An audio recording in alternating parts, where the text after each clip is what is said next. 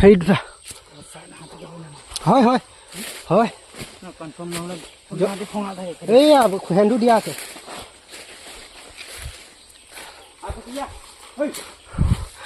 এয়া মাউতক পঠাইছোঁ হাতীৰ ওচৰত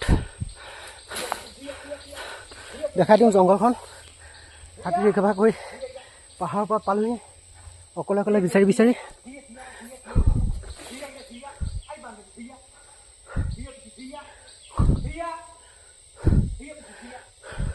মাউতা ভাষা কৈ আছে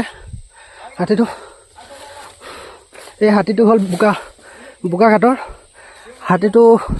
মাকজনী মৰাৰ পাছত এটা মাউতক দিছিলে মাউতটোৱে বয়স হ'ল মাউতজনো ঢুকালে ঢুকোৱাৰ পাছত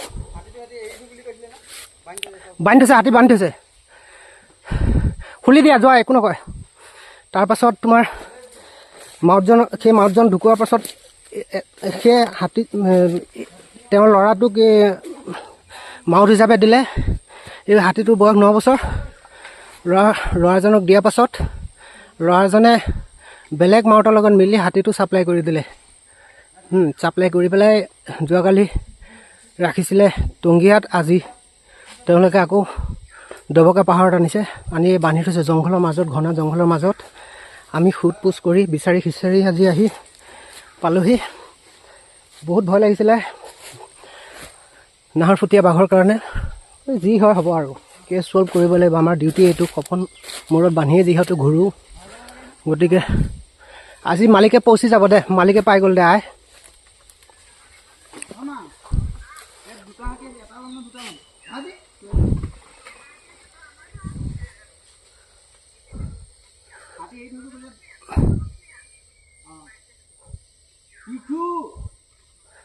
হাতীজনীৰ নাম কি আছিলে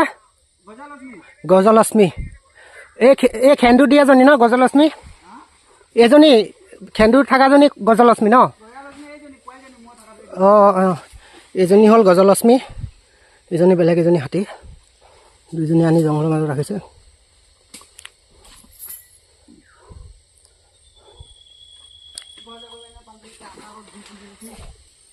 জংঘলৰ মাজত